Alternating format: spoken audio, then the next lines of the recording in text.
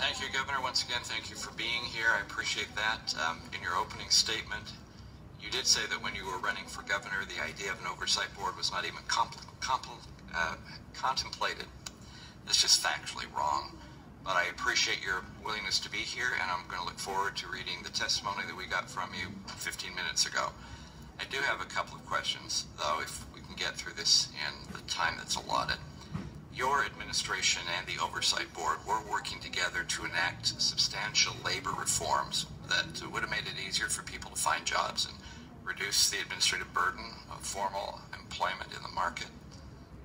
When that failed, the legislature, I believe the board, we'll ask Natalie to verify this later, removed the structural reform from their certified fiscal plan, and with that also removed the corresponding economic growth projections that were there. Without this kind of incremental structural reform, the island's economy probably will grow at an anemic pace, and the level unable to sustain long-term budgetary needs of the people. So can you tell me why this, or how this effort failed?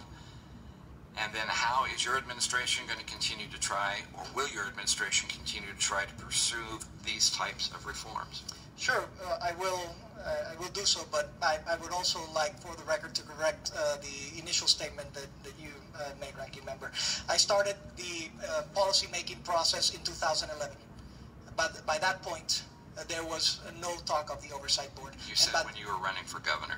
Well, that's part of the effort of running for governor, establishing a Then answer how you're going to actually get the reforms in there. Yeah.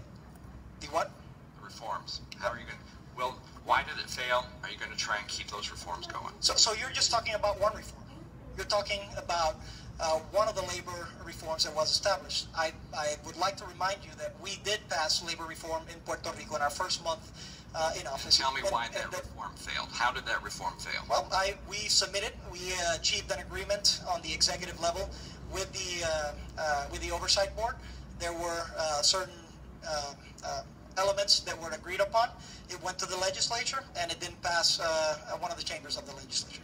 So are you going to reenact that? Are you going to still work forward to try and pursue that reform?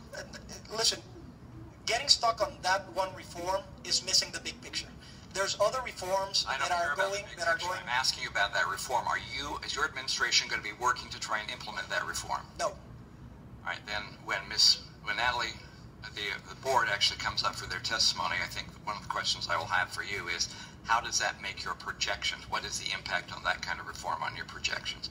In fact, one of the things, if you're willing to do, because we will obviously run out of time with everything that's going on here, and I want to give some other members a chance to ask some questions, is there are a list of potential reforms that are structural, from labor to welfare to work to ease of doing business, physical planning. If I were to send that list to you, could you give us in a written statement a response to how those should or could be implemented going forward in the future? Yes, of course, and many of those are already being implemented. So I'll give you an update on how they're being implemented. I'm sorry. Look, there's a red light in there. We got to fund that. I got to watch that one. I want to yield back so that other Democrats have a chance to ask questions before we have a chance of voting. So I've got another minute and a half. Give it to somebody.